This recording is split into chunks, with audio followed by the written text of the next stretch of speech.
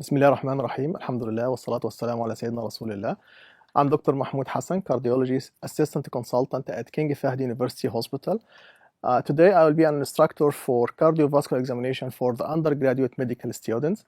I hope I can cover the required skills needed for the undergraduate medical students to pass a cardiovascular examination. Our cardiovascular examination, first we will start with hand washing.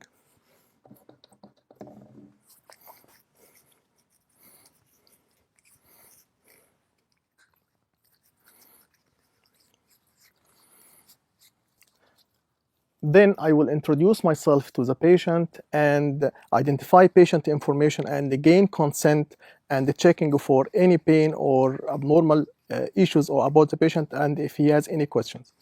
Good morning, sir. How are you? Fine, doctor. I'm Dr. Mahmoud Hassan, Cardiology Assistant Consultant. I'm here today to do a cardiovascular examination on you. If you don't mind, you have any problem with this? You agree? You agree, huh? Thank you, sir. Sir, can I know your name and your date of birth, please? My name is Fernando Aviles. Yeah, My birthday is February 2, 1977. 77. Thank you, sir. You have any problem? You have No. any pain in any part on your body? No, doctor. Okay. You have any questions for me? Any inquiries about what we are going to do? No, doctor. Thank you. The next issue, we will ensure privacy of the patient and we will go for general inspection of the patient. Actually, cardiovascular examination does not start or even does not start with the use of stethoscope. Cardiovascular examination starts when you step in the room. When you are stepping in the room, you are looking for the general appearance of the patient. Does the patient look in pain, look in distress, look cyanosed, and has any special facial features, looks syndromatic like in Marfan syndrome or Down syndrome, Turner syndrome. We are looking in general for general inspection for this patient if he has any central cyanosis, distressed, does he look in pain? Actually, he looks fine, he looks comfort, he lies in 45 degrees in bed, no signs of pain or clenching of chest. The next issue, we will start with hand examination. While starting in hand examination, we are looking for signs of infective endocarditis like splinter hemorrhages, ocular nodules, genuine lesions. We are looking for capillary refill, tobacco staining, and any atrophic changes. And for finger clappings, just sir, can you do this for me, please? We are looking for clubbing of fingers. Clubbing of cardiovascular causes of clubbing of fingers include cyanotic congenital heart disease and infective endocarditis. Sir, can you do this for me? We are looking for temperature bilaterally on both hands. It's okay for now. Thank you. After hand examination, we are going to examine the pulse. When we are examining the pulse, we are using the pulse of the middle three fingers. We are palpating the radial pulse here on the right side of the wrist joint. We are palpating like this. Here we are looking for rate and rhythm, volume. We are counting the beats in 30 seconds. Then we will multiply it by 2 to obtain heart rate in 1 minute.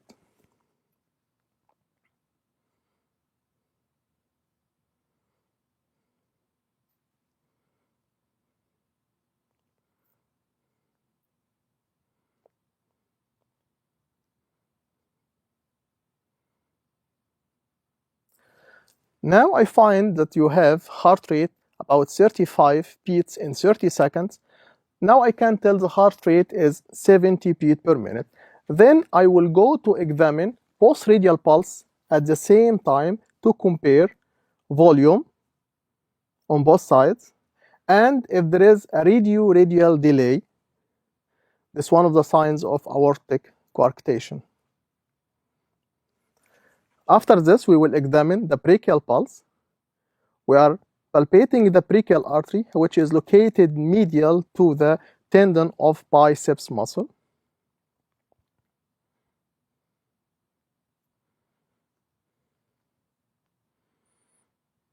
After this, I will go to assess for collapsing pulse. Sir, have you ever experienced any shoulder or limitation of movement in your shoulder pain or limitation of movement here? No, doctor. Okay.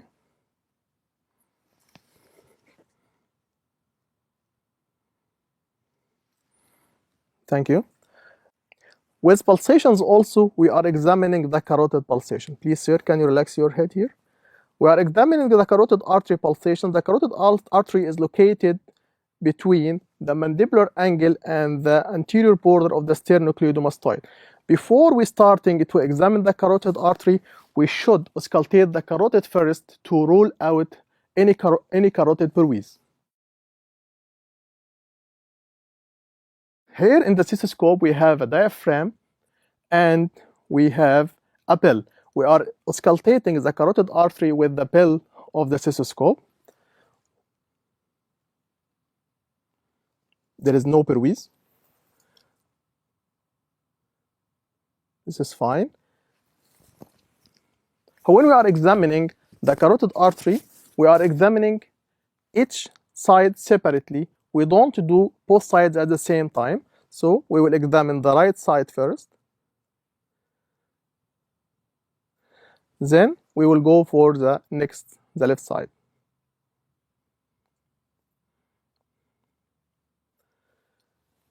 The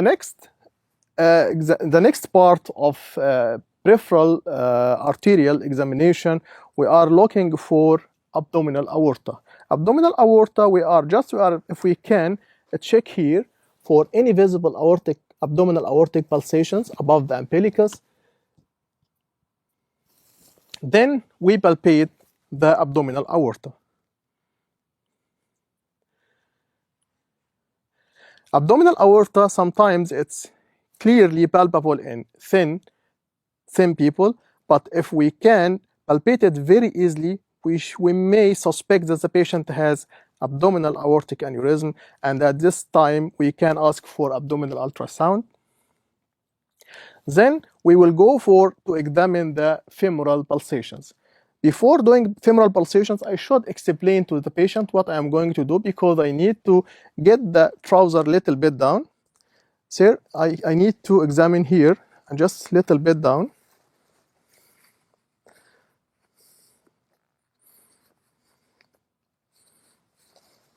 Okay, that's enough. Enough, thank you. Here the femoral artery, we are examining the femoral artery. The femoral artery anatomy is located below the inguinal ligament. The surface anatomy of inguinal ligament is located between the anterior superior iliac spine and the pubic tubercle. It's in the middle third. With this surface anatomy, we can palpate the femoral artery. And simultaneously, we palpate the radial artery to check for radiofemoral delay. Note that femoral artery is the major site of coronary interventions, for even cardiovascular interventions like coronary or structural. So it's an important anatomical site to know and to identify. There is no radiofemoral delay. Thank you, sir.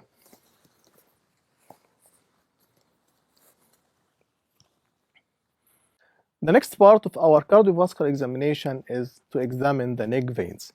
Actually, neck vein examination is one of the most important part of cardiovascular examination. Neck veins, here we are examining the internal jugular vein.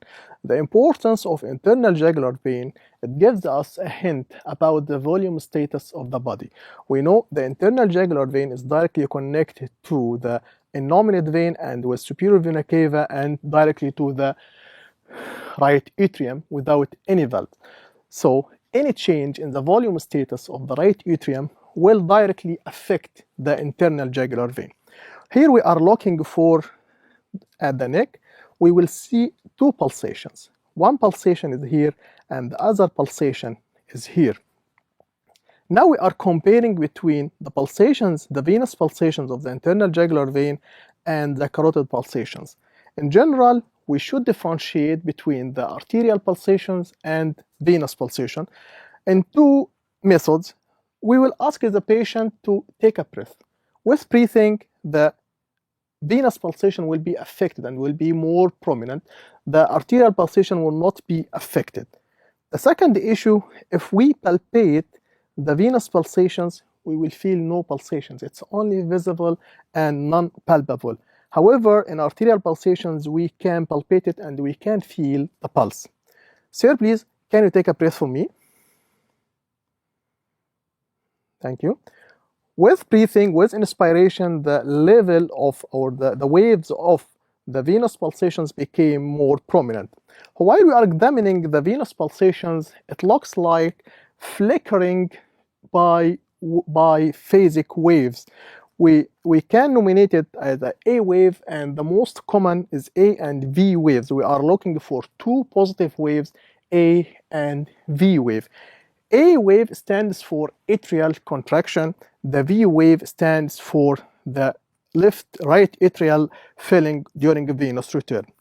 While we are examining the neck veins, we are looking, the patient should be in semi-recumbent, about 45 degrees. The head of the patient should be relaxed to relax the muscles. We are examining the veins here between the two heads of the sternocleidomastoid, the sternal head and the clavicular head. Here we can see we are searching for the upper limit of distension of these neck veins. We can see here, this is the neck vein pulsations, and here is the upper limit, the highest point of venous pulsations. Then we will go through this point, the sternal angle. We are checking how far this higher point of pulsations away from the sternal angle. I can tell it's about 3 centimeters. Then why we are searching for this sternal angle? Because this sternal angle is at the same level of the center of the right atrium. So if we have this level of distension, which is about 3 centimeters, and we still have another 5 centimeters down to the center of the right atrium, at this time we can tell that the central venous pressure is about 8 millimeter water, which is normal. The central venous pressure ranging from 8 to 13 millimeter water. While we are examining neck veins give us a huge amount of information. For example, we should define which is A and which is V wave. We are examining and observing the neck vein simultaneously while we are examining for the pulse. With pulse, the wave which comes before the pulse here is the A wave. The wave which comes after the pulse is the V wave. Okay, so this is A, V, A, V, A, V, A, V. One of the important information we can get from the neck vein examination as regard if there is a volume status in case of higher volume status, like in severe tricuspid regurg, right side heart failure, or hyperdynamic circulations, or even hypervolemia with excess IV fluids infusion. Also, we can see if we have, for example, if we have absent A wave. This happens in case of atrial fibrillation. We lost the atrial click, we lost the atrial contraction, so we will see only one wave comes after the pulse here in case of atrial fibrillation. Also, if we have a prominent V wave, this happens with severe tricuspid regurg. Actually, there is much more clinical findings we can search in the text. We cannot go through all of them, but the most prominent one, if we have absent A wave, this is a sign of atrial fibrillation. If we have prominent V wave, this is one of the signs of congestive heart failure, and in case of severe tricuspid regurgitation. Also, in case of one of the clinical findings is Canon A wave, we have a huge prominent A wave, which happens in some cases of complete heart block or nodal re-entry tachycardias. At this time, the atria and the ventricle contract at the same time, and it gives us a huge or Canon A wave.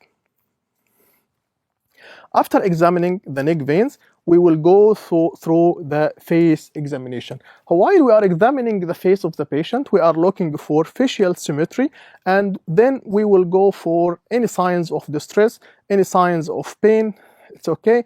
Now we will go for eye examination. In eye examination, we are looking for densilismus, we are looking for arcus, and for pallor for in case of anemia. Then we will go for mouth examination. In mouth examination, we are looking for central cyanosis, angular stomatitis in case of anemias. And please, can you open your mouth, sir? We are looking for dental caries and oral hygiene because it's one of the risk factors for infective endocarditis, and we are looking for high arched palate. Open mercy. Okay, thank you. If the neck vein pulsations was not that clear, we can apply for hepatojugular reflux. Sir, you have any pain in your abdomen here? No, sir. Okay, I will just press a little bit. Okay, thank you.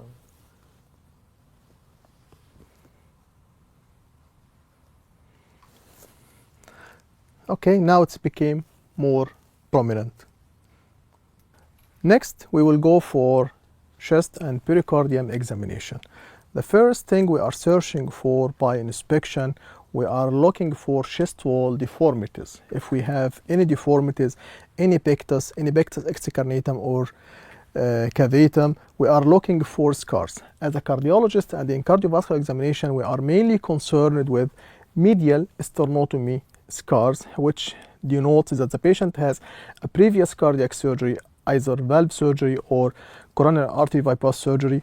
Also, we are looking for infraclavicular scars or bulging for pacemaker or cardiac devices like ICD or CRT. And we are searching for lateral thoracotomy scars on both sides. We don't have scars here. By inspection also, we are looking for any visible pulsations. To check for visible pulsations, we should look tangentially with the patient. We are searching for any visible pulsations, either apical, parasternal, or suprasternal, and we are looking also at the valve areas. Then we will go for palpation of the chest. First, when we start palpation, we are starting palpation with the whole palm, with the whole surface of the hand to have a general idea about the pulsation. Then we are searching for apical pulsations. Apical pulsations at the mitral area is defined as the outermost, lowermost palpable pulsations. We are palpating it with index and middle finger. I can't find it here in this site, so we should define the exact site of the apical pulsations or the mitral area. We will start here from the clavicle. Below the clavicle is the second intercostal space, then third intercostal space, fourth intercostal space, fifth intercostal space. So the apical pulsations is felt in this area in the fifth intercostal space, and when we are drawing a vertical line, we have here the midclavicular line, which is the normal anatomy of the palpable cardiac apex in the midclavicular line, fifth intercostal space. Then we will go with the heel of the hand to palpate for RV here. That may denote that the patient has right ventricular hypertrophy or pulmonary hypertension. Then we palpate through the all areas in mitral area, tricuspid area, aortic area, and pulmonary area. Here we have, when we are examining the chest, many things are possible, and many things are possible. It gives us a lot of information. One of them is the acronym of this sentence. Many, we are looking from mitral area, T, things, tricuspid area, A, R, aortic area, then the pulmonary area. M, T, A, P. M, T, A, P. The mitral area, which the best site we can hear the murmurs of mitral valve, first and second, the first component of cardiac auscultation, S1. Here at the apical impulse, as we said before, in the fifth intercostal space, midclavicular line. Then T, tricuspid area, in the fifth intercostal space at the left sternal border. then A, aortic area at the second intercostal space at the right sternal edge. On the other side is P for pulmonary area at the second intercostal space at the left sternal edge. So when we are palpating, when we are auscultating, we go through this sequence: M, T, A, B. M, T, A, B. The normal heart sounds has two components, S1 and S2. S1 occurs with the closure of our tricuspid and mitral valves. S2 occurs with closure of the semilunar valves, aortic and pulmonary valve. So we have two components, S1 closure of tricuspid and mitral, and S2 closure of aortic and pulmonary.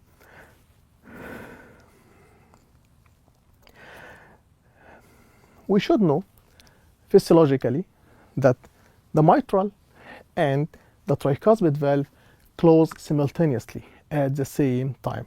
However, here the second component of cardiac sounds, closure of mitral, aortic and pulmonary, there is some delay because the pressure on the right side is lesser than the pressure on the left side. So if we can tell this is the mitral and tricuspid, they develop the component of S1 at the same time.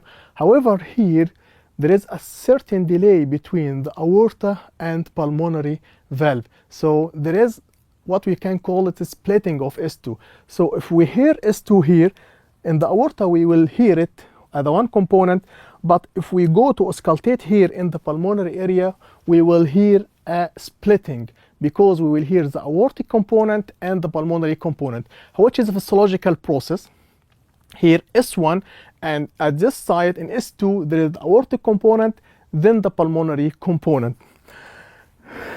In case the patient take deep inspiration, with deep inspiration the negative pressure intrathoracic will increase, the venous return will increase, the volume on the right side will increase, so there is more delay of the pulmonary component. So you can see S1 and aortic component and the pulmonary component will go far away from this, and we can tell it's why the splitting of S2 with deep inspiration.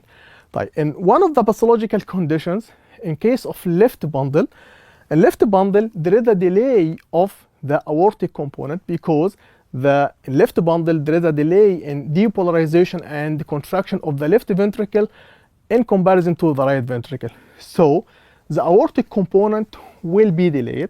We will hear first the pulmonary component of S2, then the aortic component will be heard, the splitting will be reversed. With deep inspiration, the pulmonary component also will be delayed and it will be more close to the aortic component. That is we are calling reversed splitting. This is one of the physiological features that we can observe here in heart sounds.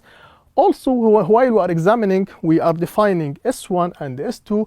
This is part of the cardiac cycle to identify if we have an added sounds or a murmur that we know at which time of cardiac cycle this murmurs occurs.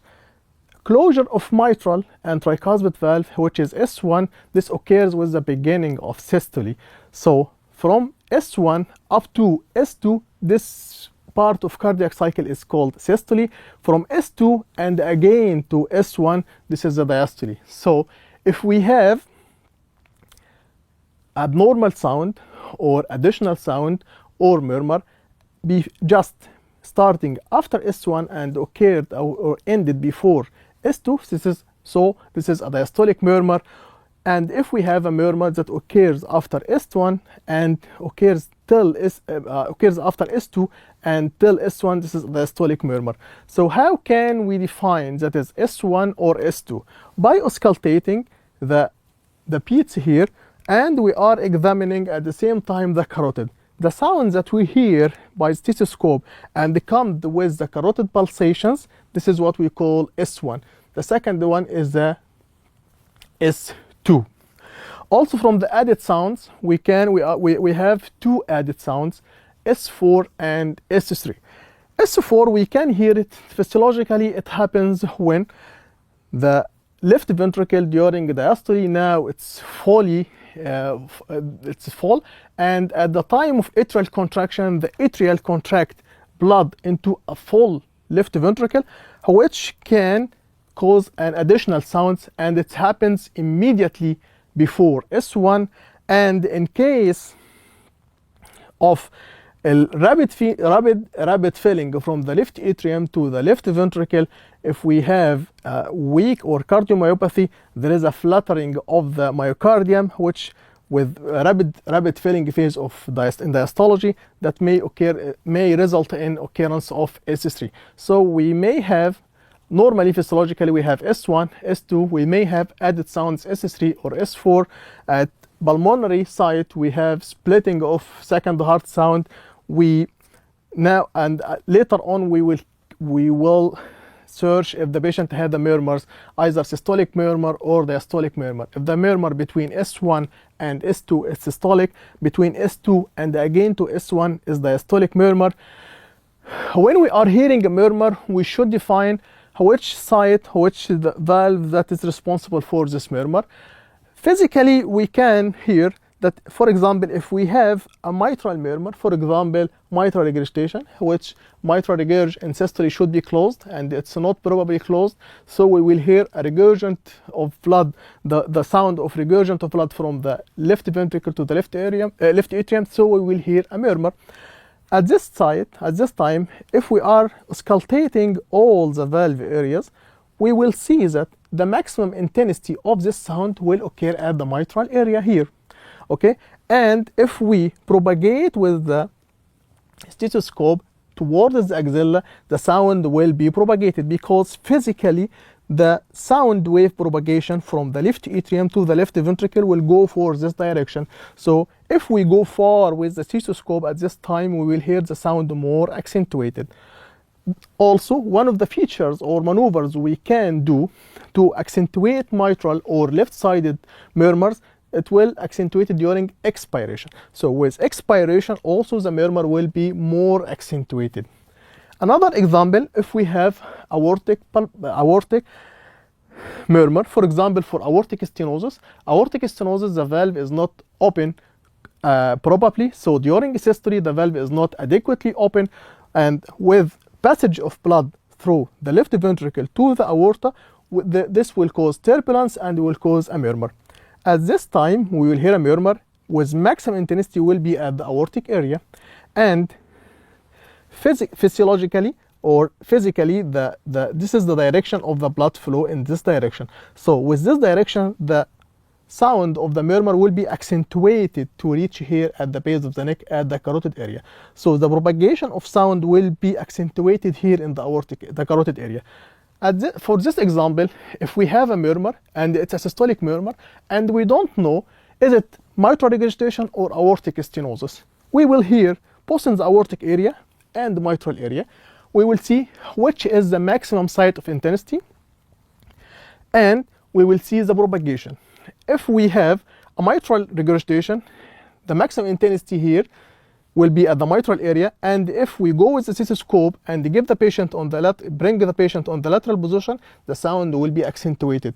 If we will do the reverse, the sound will diminish. Okay, in case of aortic stenosis, if we hear the maximum intensity here in the aortic area, the propagation of sound will be accentuated more towards the neck, and if we go in this direction, the sound will be diminished. At this time, we can now tell it is mitral regurgitation or aortic stenosis. The reverse also occurs between the tricuspid valve and the pulmonary valve. When we are starting auscultation of the chest, we have here our stethoscope. It has a diaphragm and a bell. This bell is equipped or suitable for low pitched sounds. The diaphragm is suitable for high pitched sounds. Low pitched sounds is a physiological S1 and S2, and also in case we are searching for S3 or S4. So in auscultation, we will start with the bell of the stethoscope, then we will go with the diaphragm. When we are adjusting our stethoscope, we make it in this direction to be equipped to the direction of our auditory canals. Then we will start with auscultating the mitral area here with the bell of the stethoscope, and we are listening to S1 and S2. To define which is S1 or S2, please sir, I will palpate your carotid at the same time. We are palpating the carotid artery.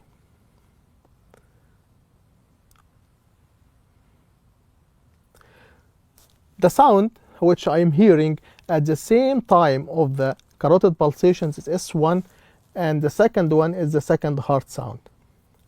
So I can hear now S1, S2, and I can time it with the carotid pulsation from mitral area M, then to tricuspid area T, A, aorta, B.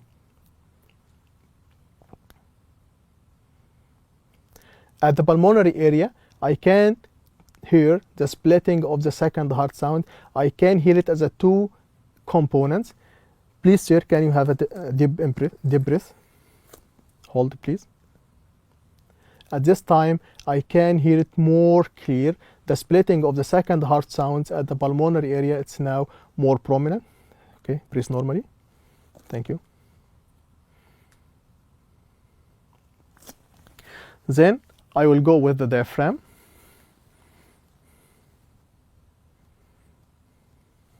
With the same sequence, M, T, A, B. M, T, A, B.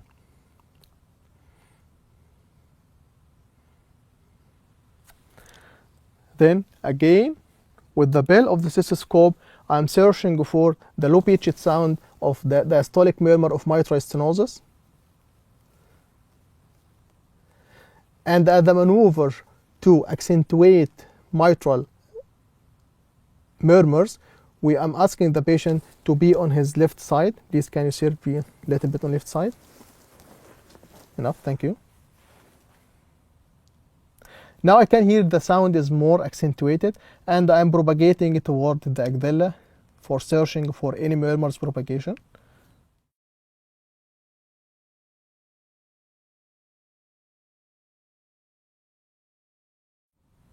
Thank you, sir. Come back again. Then, if we have any murmurs at the aortic area and second aortic area, please can you sit down, please. One of the maneuvers to accentuate, sit down, please, sit down, accentuate the aortic murmurs, if we can lean the patient forward and we can hear for murmurs of aortic regurgitation. Please, can you please take a deep in-breath and exhale, exhale, okay, hold please. During expiration, if we have murmur for aortic regurgitation, it can be accentuated by leaning the patient forward during expiration. Here I'm auscultating in the second aortic area in the third intercostal space at the left sternal border, and also in the original or the first aortic area in the second space in the right sternal border. Thank you, sir.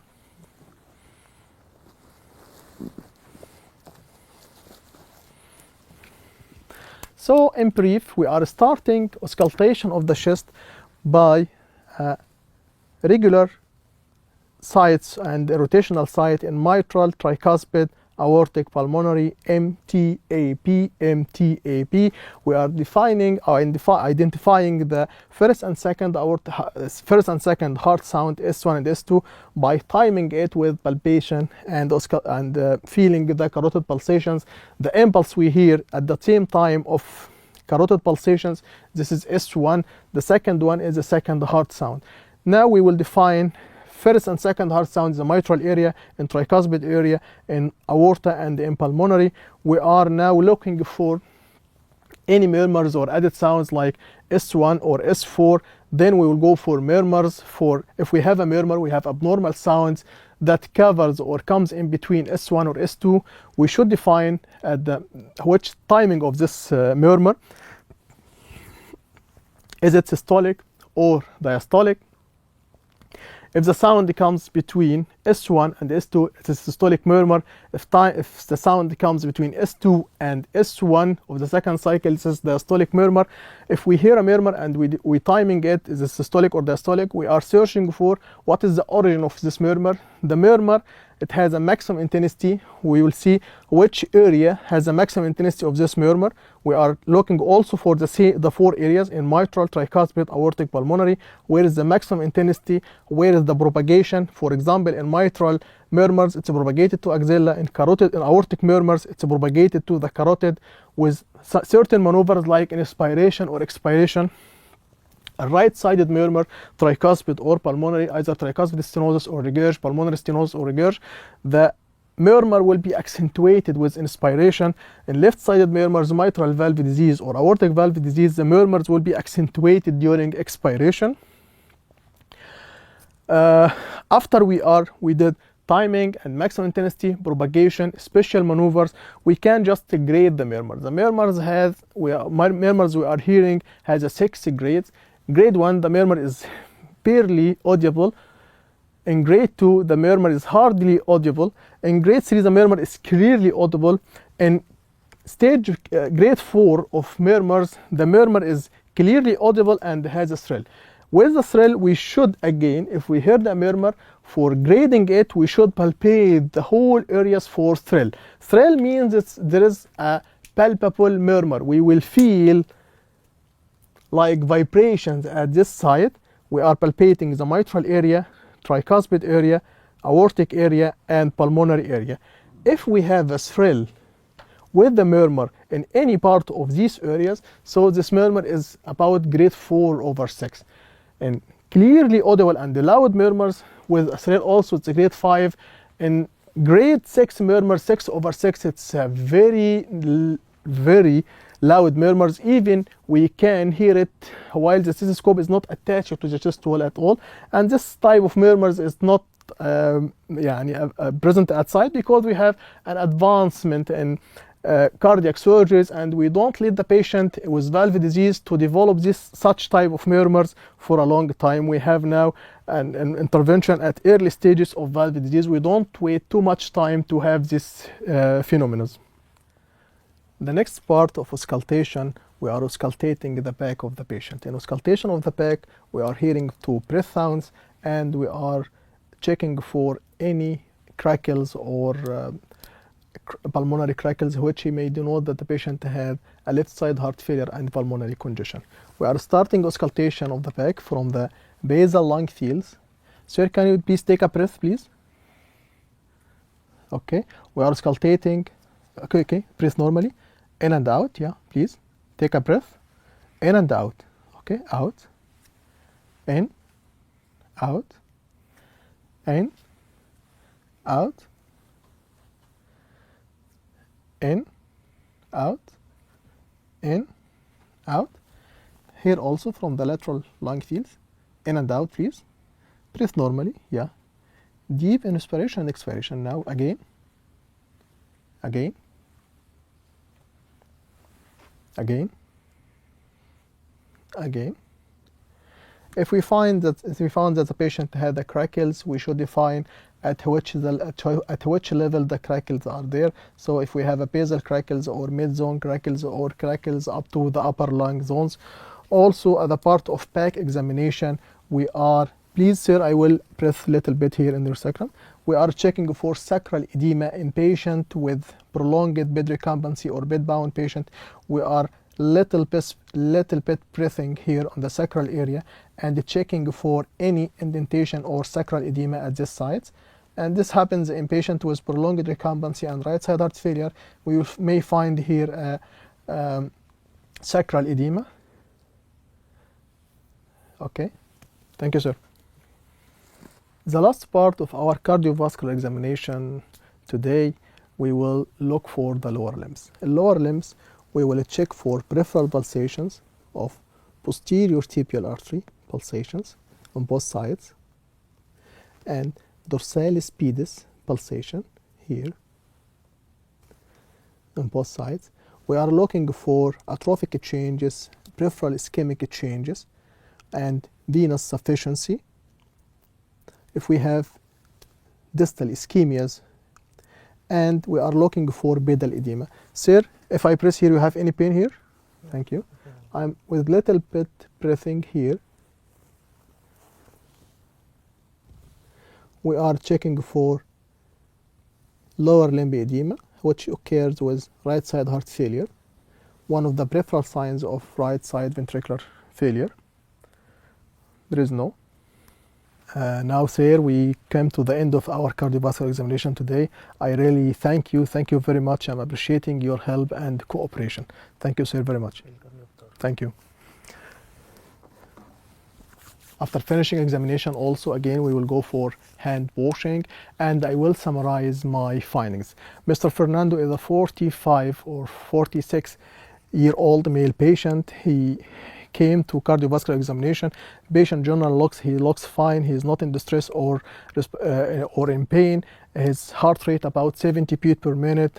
Cardiac examination, he had a normal S1, S2, no added sounds, no murmurs. He has normal breath sounds, no crackles or pulmonary congestion.